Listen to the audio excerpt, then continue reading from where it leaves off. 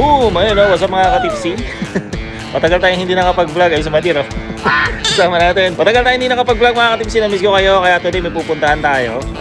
Pero hindi ko muna sasabihin kung saan. Hindi ko rin kasi alam kung saan kami pupunta. Pero mga 1 hour to from kung saan kami nakatira. Siyempre magpo-food trip tayo. Tuloy-tuloy ang food and good vibes. Yahoo! Let's go!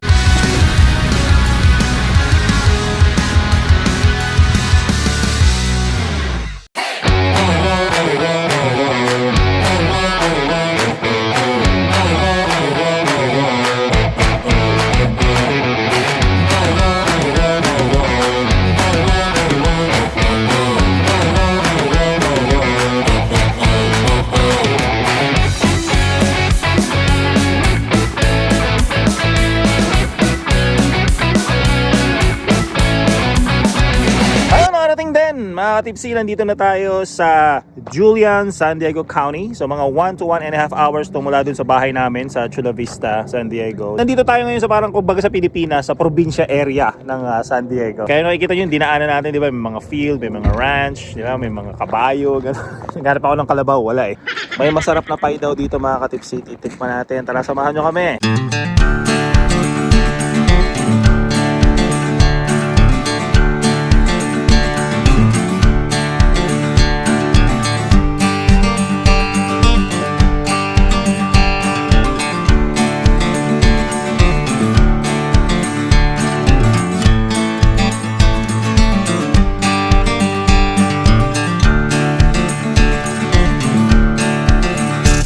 Pasok tayo dito sa California Wolf Center. Ano natin kung may wolf dito. Para mga memorabilia or something. Mga remembrance.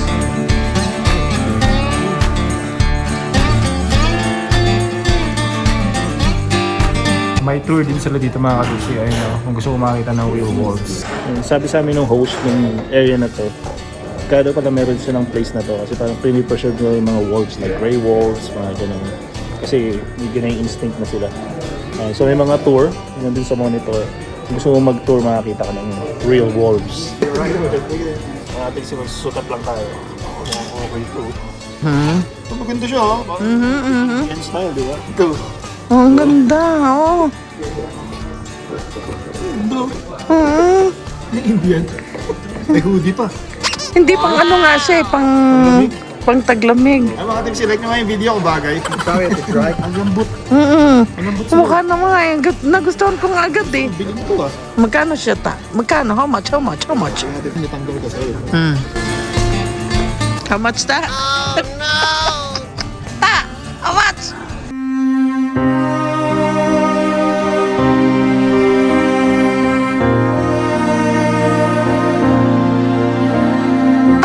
$300. Put it back. There's one more. Medyo mahal yun, $300 eh. Tingnan natin ta. Jacket lang. Visible ako ubak. Ito. Pero maganda rin yun ah. Ayan o. Ayan ah. Tapos patakas sa mountain, manghanap ka. Tingnan mo nga mga Pero kamats. sobrang lambot. Tingnan mo yan kung magkano. Kahit naman hindi ko naman susuot. Kaya nga, pero tingnan mo pa rin. Malay mo, one of the subscriber likes to buy it. Ikaw lang naman ang poor. 200. Can afford ng subscriber mo yan. Oo, mayayaman yung mga yan. Labas na tayo mga katipsi. At syempre, wala tayong nabili. Mahal. Wala ka nabili ma? Mahal. Next time, maybe next time. Sticker na. Pala may sticker pala dito. Dapat lagyan natin dito tipsi tatay sticker. So naman tayo dito sa mga may merchandise nila. Let's go. Mga tipsi, ang ating quote of the day is beauty is in the eye of the beholder. Laging tatandaan niyo mga tipsi.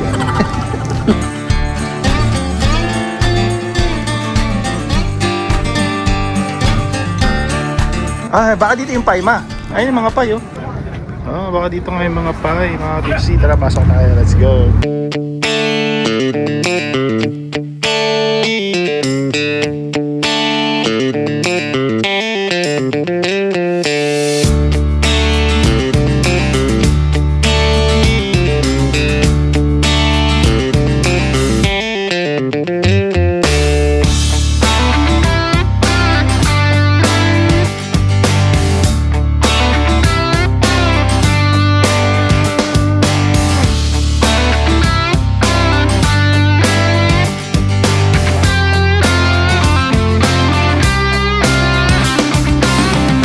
Mga tipsy haba ng pila. Ooh, mukhang masarap nga dito. Ang bango eh.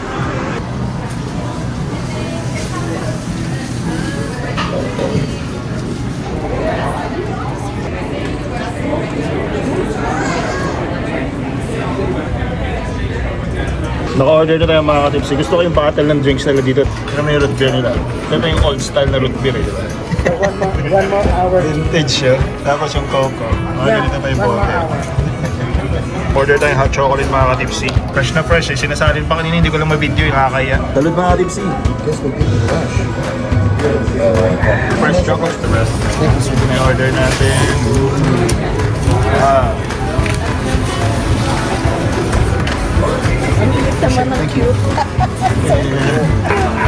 Thank you. Oh wow, that seems big. That's so cute.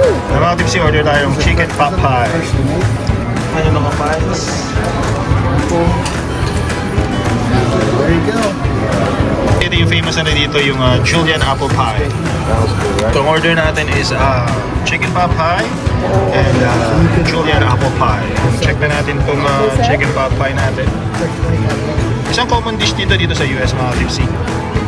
May mga frozen na bibili nito pero ito fresh. Freshly made. Yeah. Freshly made chicken pot pie. Mainit-init pa bago luto. Sarap. Siyempre, chicken pot pie mga tipsy.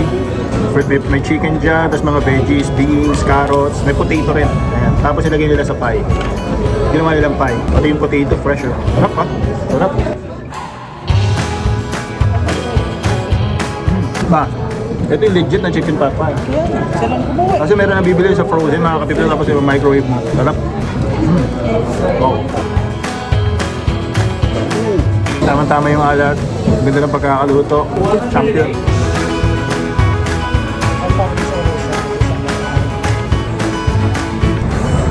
Homemade mga katipsi. Freshly baked chicken pot pie. Panalo.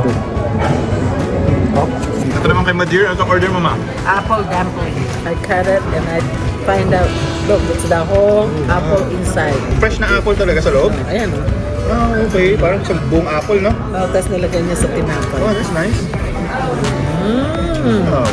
Ayan o, apple talaga. Mm-hmm. Nagulat pa ako eh. Masarap nga rin yung tinapay mismo.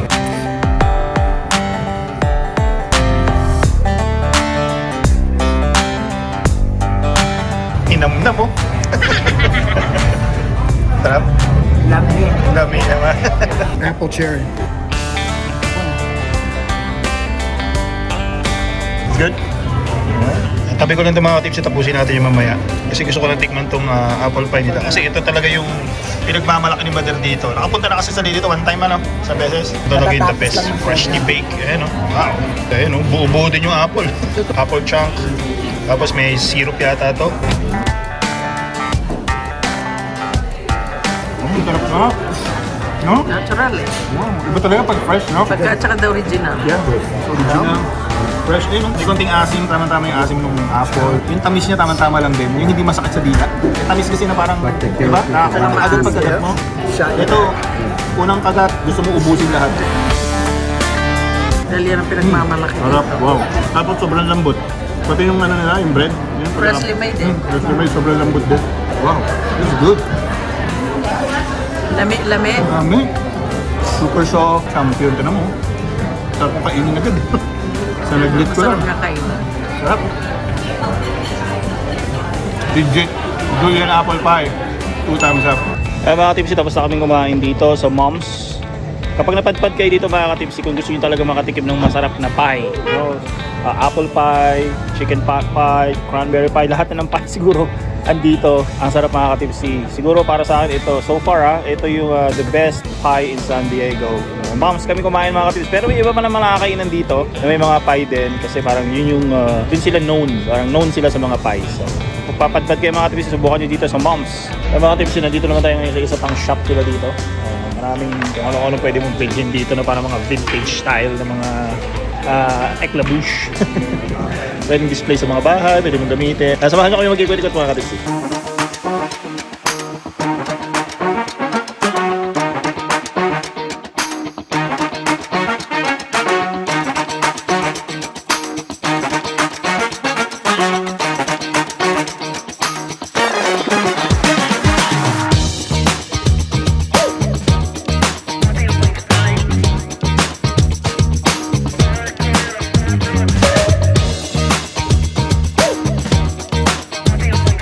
mga tipsy sa may mga pinagdadaanan dyan, lagi yung tatandaan to ha.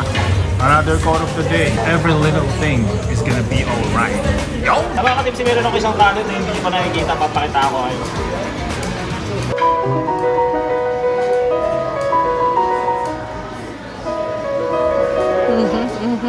Making my way downtown, looking back. Yung mga tipsy, pinatawag nila hand pan cam. Kakaibang tunog yun.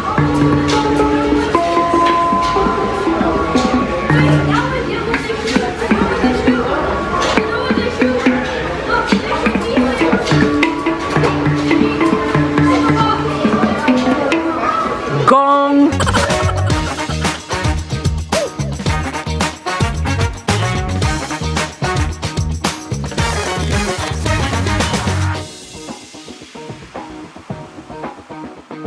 So maliit na town lang siya mga katipsi, ayan o. Parang ito siguro yung town proper nila. Kaya may mga building, kaya makikita mo yung mga luma, parang lumang style pa, di ba?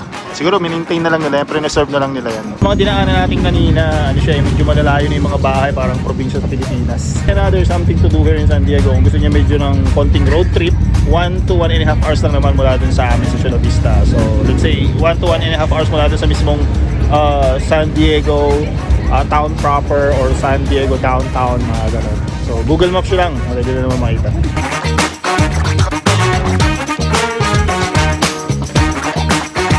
May lakad natin mga katipsi, pasok naman tayo dito sa Culture in Class meets Comic in Crafts.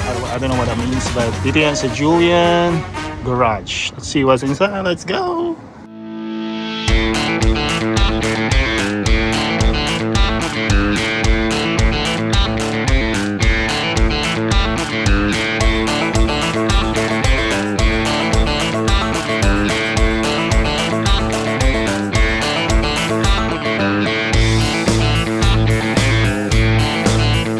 Ito yung mga gusto kong corner, mga katipsi. Ayan, Bourbon, whiskey, yan mga dapat na pinupuntahan natin, di ba?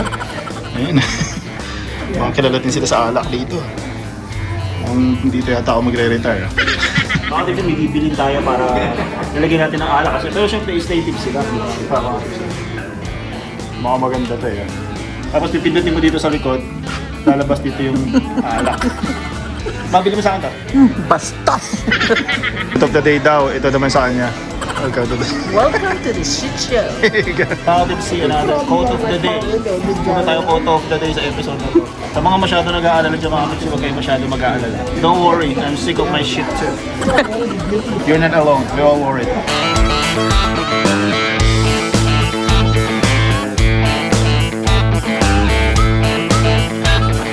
Sa mga katipsi, bibili na tayo ng pie, yung malaki talaga, isang buong pie. Dito tayo sa Julian Cafe and Bakery.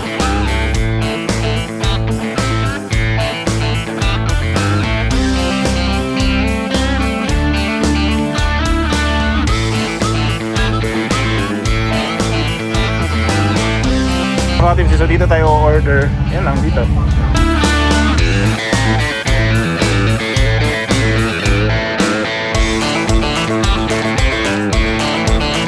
Junior mga tipsy, dalawa pinili niya. How much each, bro? $20. 20 bucks?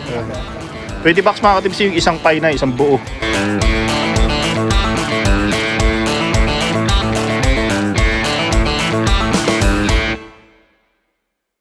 Ay mga tipsy, nakauwi na tayo.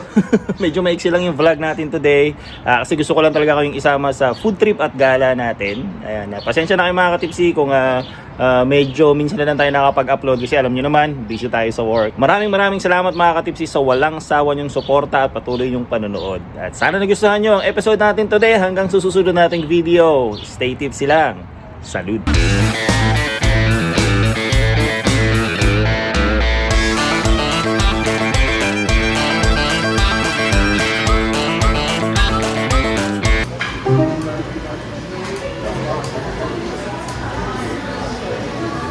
Making my way downtown, looking back.